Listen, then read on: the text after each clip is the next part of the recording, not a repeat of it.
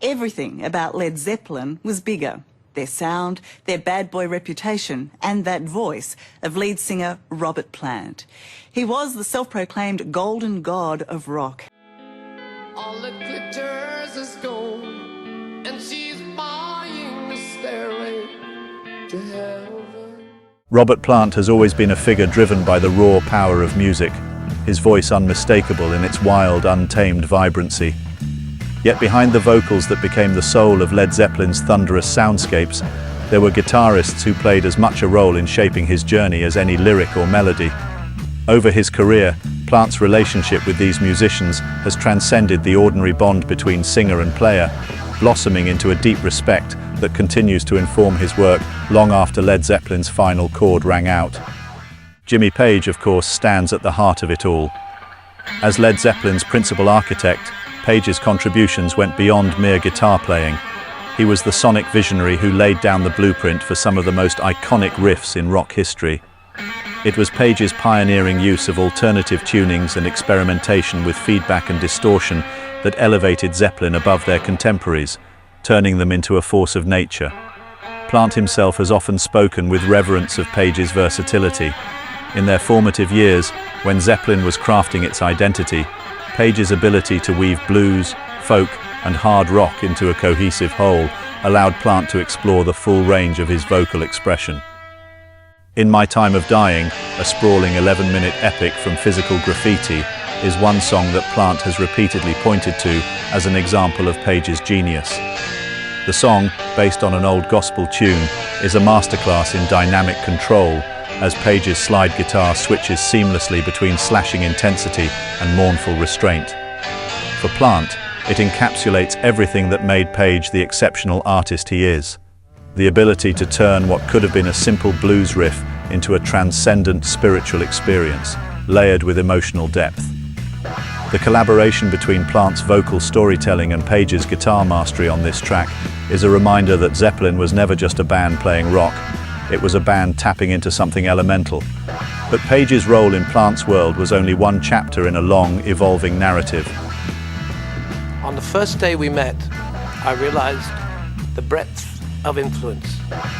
The ideas we exchanged were vast, from William Blake to Skip James, from Kaleidoscope to Christina Rossetti, from Otis Rush to Dylan Thomas. To make music inspired by these influences, you created music from beyond music.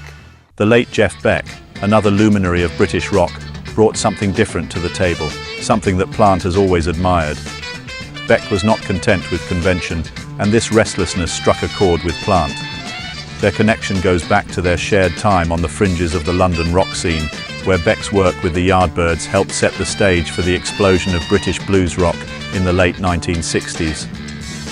Where Page's guitar work was about layering textures and finding new ways to amplify the emotions within a song, Beck's approach was often more primal, his fingers coaxing sounds from the guitar that seemed to defy the instrument's limits. Plant has described Beck's gift as enormous, marveling at his ability to bring out raw emotion with just a single well-placed note. Beck's enthusiasm for the guitar, his willingness to bend it to his will, struck Plant as the embodiment of everything he himself believed in music, that it should be free, unrestricted, capable of taking the listener somewhere new with each performance. Beck's performances, much like his career, were unpredictable. Whether playing jazz-inflected rock, blues, or something entirely experimental, he approached the guitar as a living entity, a co-creator of sound, rather than a tool to be mastered. That energy is something Plant has repeatedly returned to, seeing in Beck a kindred spirit who, like him, could never be satisfied with standing still.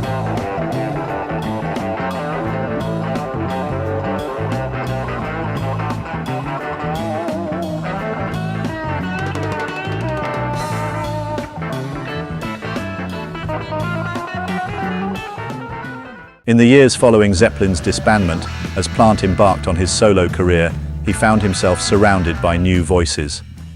One of the most significant was Robbie Blunt, a guitarist who helped Plant carve out a post-Zeppelin identity.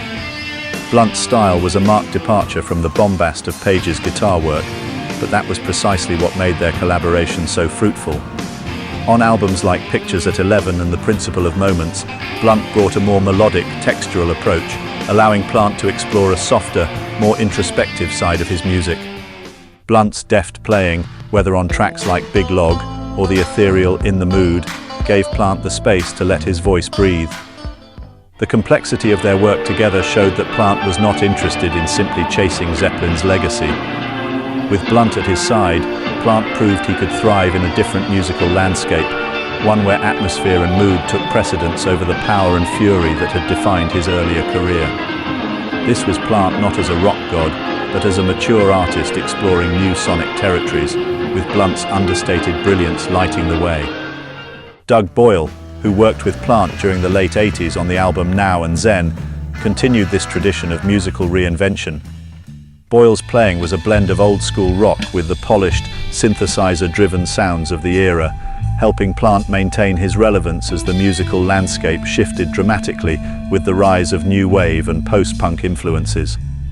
Songs like Heaven Knows and Ship of Fools married Plant's unmistakable vocal presence with guitar work that was both heavy and melodic, blending the old with the new.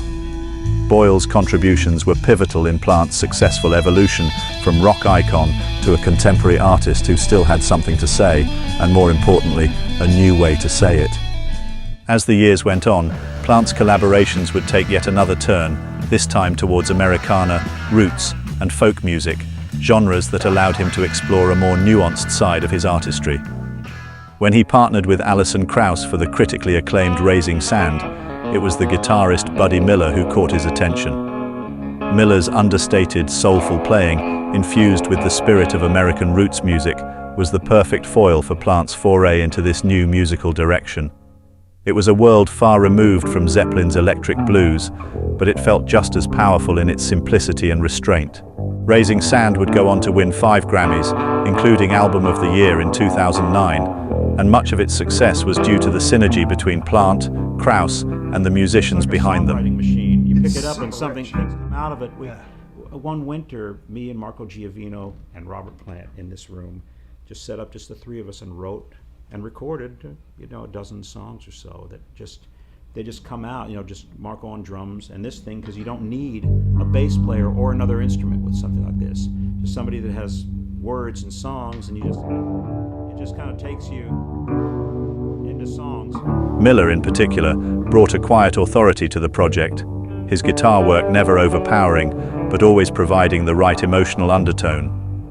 Plant was so taken by Miller's ability to create an almost spiritual connection between the guitar and the song that he later asked him to assemble the band for his Band of Joy project. A great influence to me over the many years since we first met in Dublin, in Ireland, when this guy was playing with Emmylou Harris. The guy who produced this record, who looks after so many of us, who is a great vizier and great seer of music in my time. This time, please welcome the great Buddy Miller. Here, Plant returned to his pre-Zeppelin roots, reinterpreting the music of his youth through the lens of the American South, and Miller's input was central to this transformation. Miller's deep understanding of folk, country and blues traditions allowed Plant to craft something rich in authenticity while still innovative. In many ways, this was Plant at his most vulnerable, leaving behind the larger-than-life persona of the Zeppelin frontman to explore music steeped in history, in which the guitar played not as a weapon of noise, but as a quiet storyteller. What ties all these guitarists together, from the layers of Page to the delicate touch of Miller, is their ability to bring something unique to the table. Each has offered Plant a different path forward, a new way of thinking about music, and in turn, Plant has embraced these collaborations not just as musical partnerships, but as opportunities for personal and artistic growth. He has always been a man unwilling to settle, and the guitarists who have accompanied him on his journey have been the perfect partners for a vocalist who has never been satisfied with looking back. Plant's deep appreciation for these musicians speaks to his understanding of the guitar not simply as an instrument, but as a living, breathing force in the music he creates. Whether through Page's thunderous riffing or Miller's tender picking, the guitar in Plant's world is as essential to the song as the voice itself. It is this marriage of voice and guitar, of man and instrument, that has defined his career, allowing him to continually evolve, to continually find new ways of telling his story. And through it all, the guitar has remained by his side, an ever-present partner in his lifelong quest to explore the boundaries of sound and emotion.